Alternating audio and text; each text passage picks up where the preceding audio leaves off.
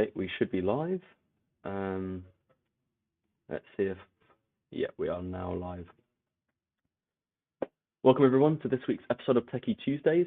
If you are watching live, I currently have the chat open, so if you have anything, you have any questions, any suggestions, anything you want me to look at, any tools you'd like me to use, any extra malware, let me know in the chat. I can read it. And if you're watching this pre-recorded after the live stream and you have any questions, you can leave them in the comments, or you can get in contact with us at info@cybervigilance.uk. And let's get straight into it. So as you can see by the title, PureCrypter Malware Analysis, let's actually just type in PureCrypter in Google.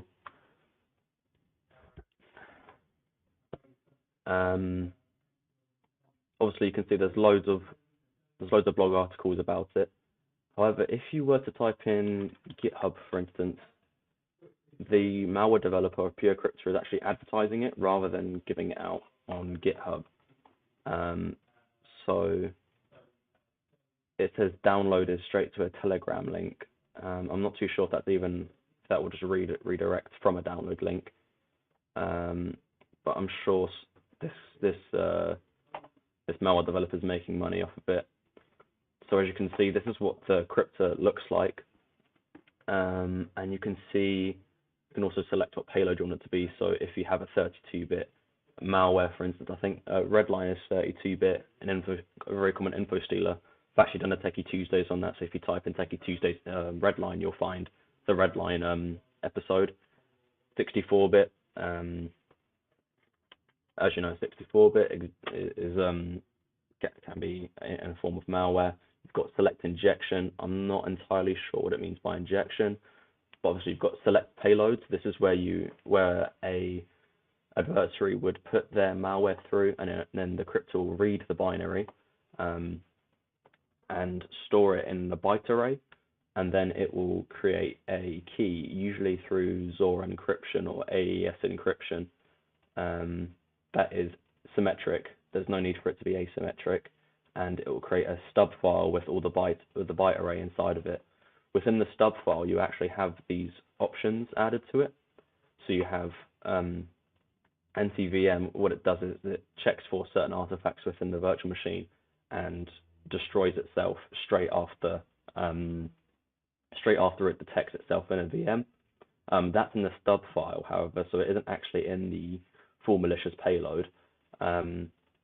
Anti-submission, I'm guessing this just blocks like virus total submissions or certain like threat intelligence clouds. Anti-file delete stops you from deleting it. What else can I recognize here? Create an exclusion for Windows Defender. I know that's a Windows 10 exploit. I know that will work for Windows 10.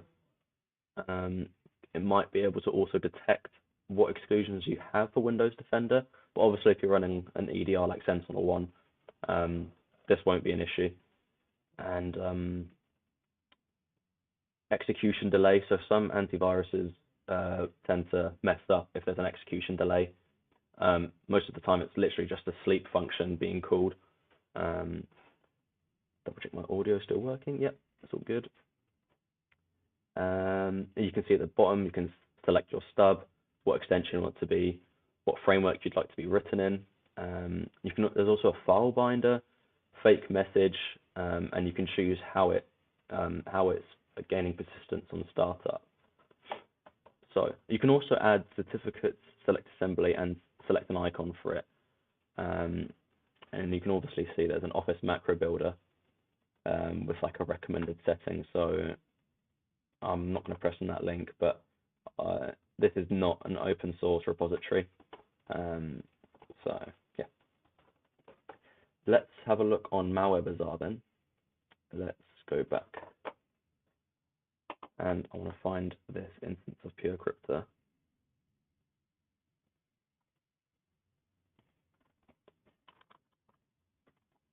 So as PureCrypter is simply just a crypto or packer or malware obfuscator, I won't be able to actually see what the malware is within that PureCrypter stub without executing it or doing doing some binary wizardry and decrypting it myself, which is not what I'm going to do.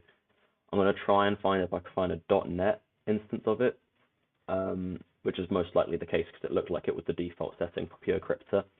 I'm going to put it into DNSpy and see if we can find any like sort of artifacts or anything that the malware developer could have done to protect it better, and see if I can see what extra information I can get by reverse engineering it manually.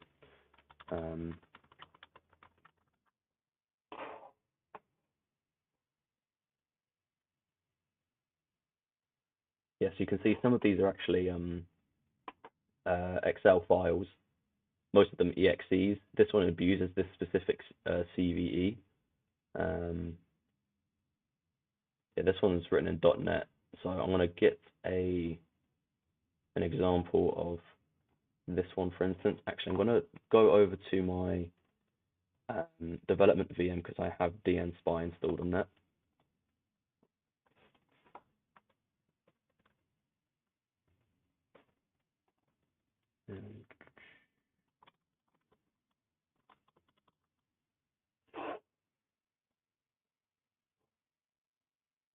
Okie dokie. Close that down, and then malware bazaar. So I do currently have SentinelOne running on this machine. You can see there's already threats being detected, but this is because I was doing some reverse engineering, and SentinelOne does not like reverse engineering tools, especially because you're loading drivers that are directly interacting with the kernel and they're unsigned, and also dumping processes from memory. I don't think it's possible without having a kernel loaded. Without having a kernel program loaded. PureCrypter.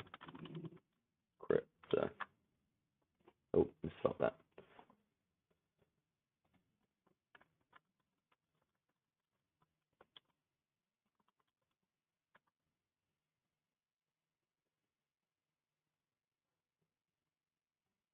There we go, .NET.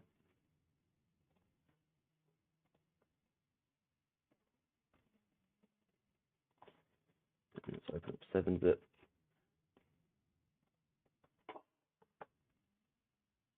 That is EC7.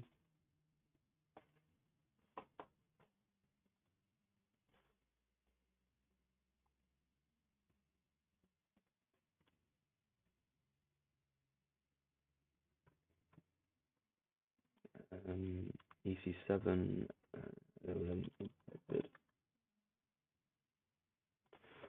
So you can see that this is masquerading as, I think it looks like an Office macro, but it's also an EXE. So before we open it, I want to see if SentinelOne can scan it, scan for threats. I'm not too sure. Okay, so static detection is evaded. That's pretty normal for private cryptors. So this is actually Microsoft Word, but that's weird. So I'm guessing it's just a macro then. Okay, straight away detected malicious. Let's go into our SentinelOne console, go to incidents.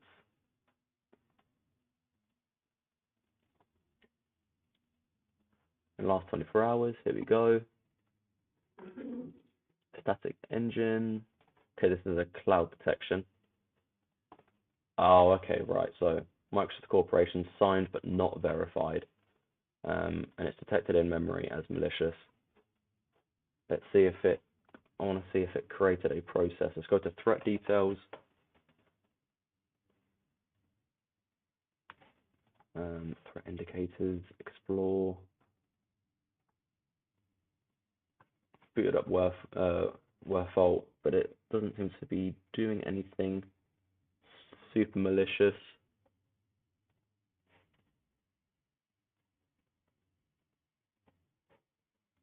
Okay.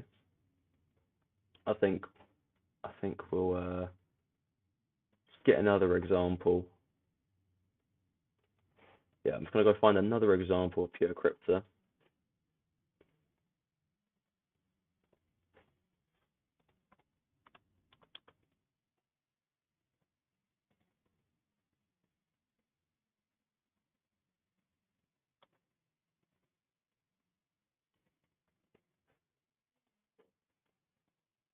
So it looks like whatever this file was pretty much a dud, because it is actually Microsoft Word, and there's nothing seems to be developing from it. I'm just going to get a new instance of PureCrypter. And then once, if we know for sure that instance of PureCrypter is has a live piece of malware installed onto it, what we'll do is whack that into dnspy, see what it's trying to do statically, and we could even do some live debugging to see if we can decrypt strings, for instance, or we can try and grab the XOR key or AES key. So I've already downloaded it, right? So 7-zip, file manager, and it was 775, and let's let before we extract it first, I'm going to mitigate this threat. It was detected as malicious, so I go to threat actions if it would like to show up. There we go, mitigation action, and I'm going to do, because it hasn't, it opened up where fault, it's going to do remediate, markers resolved, tree positive. This kills the process that's running, quarantines the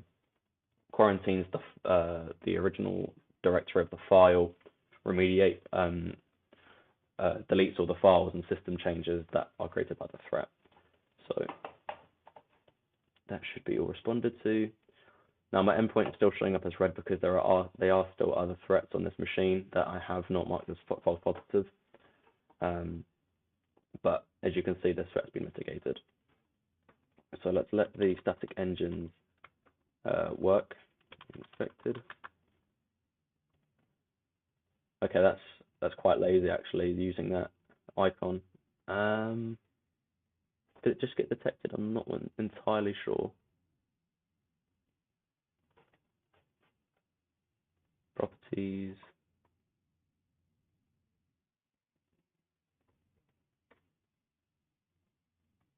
Application exceeded. Slides are shut down.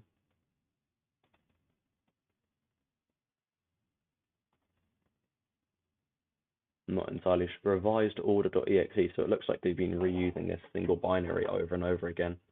Scan for threats. Oh, it's been detected as malicious. Let's hope it's not just file hash, and it's SentinelOne Cloud. Looks like SentinelOne Threat Intelligence have already found this binary, or the file hash. Let's see what the discussion's about on Virus Total.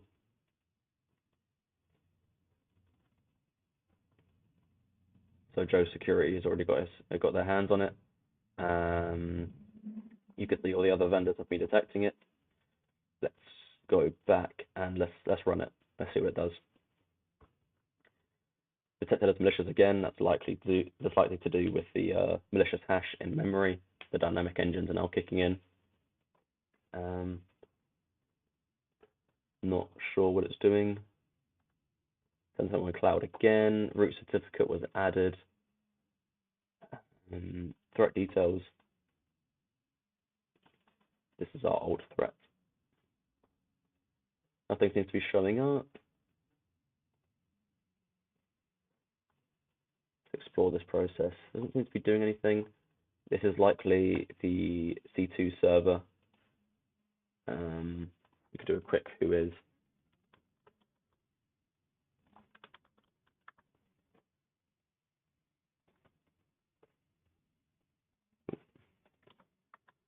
Enter domain RIP, and this is likely where the C2 server is.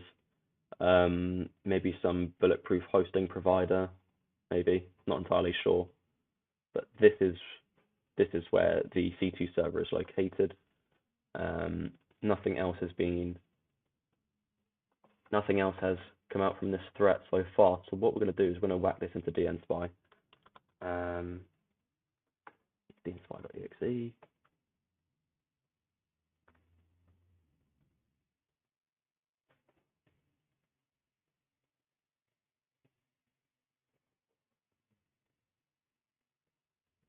and just delete this, delete this, delete this. So if you've used DNSpy before, I'm not an expert at it, but we're still going to have a go at debugging this and looking at the static code. I'm going to try and put some breakpoints down. Let's check it's in desktop.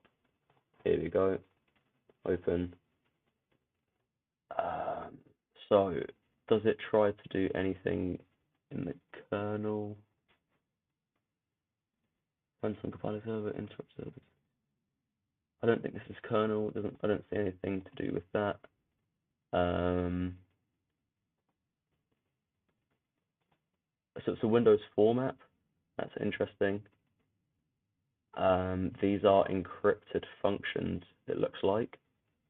I wonder if we can use d4 dot to actually decrypt these functions. Oh, whoops, did not mean to press on that.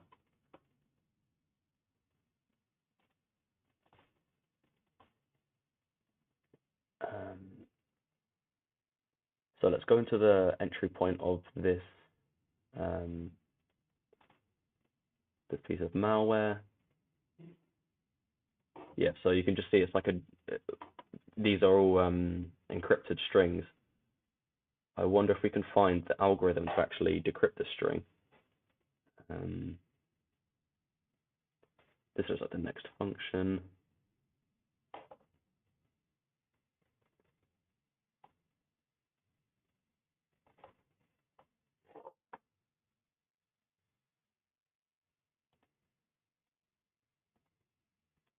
Okay. So I'm guessing that this is the IP in some way, not entirely sure. Let's see what else.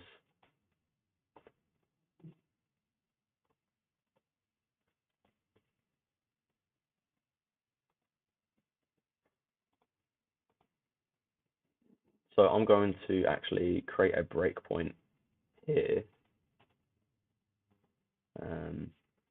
Add a breakpoint, and I'm going to debug this.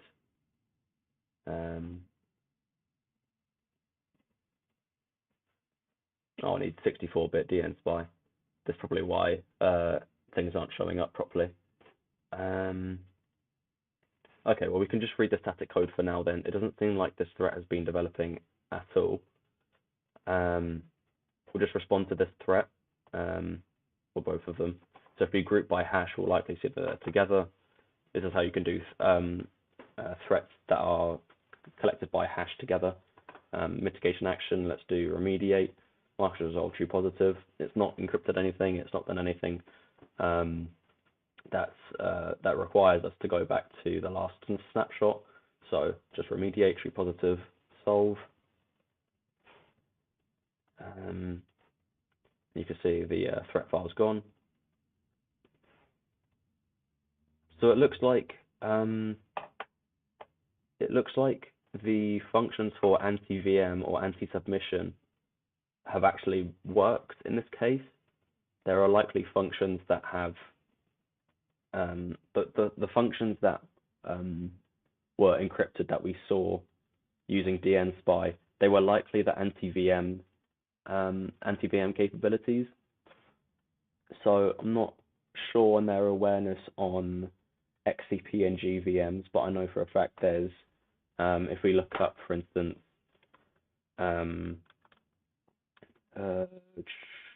anti-VM.net, GitHub, there's already code written for this kind of stuff.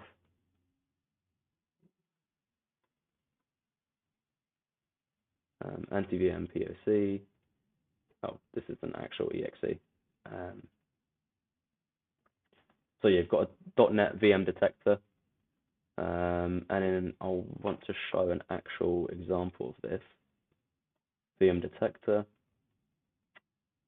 virtual machine detector.c#, and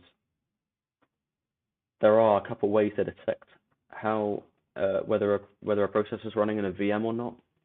Usually you can just use I think it's WMI get and then system info or something along the lines of that, and then it will return to you whether it's in like VMware, XCP-ng, and that's just some examples for you.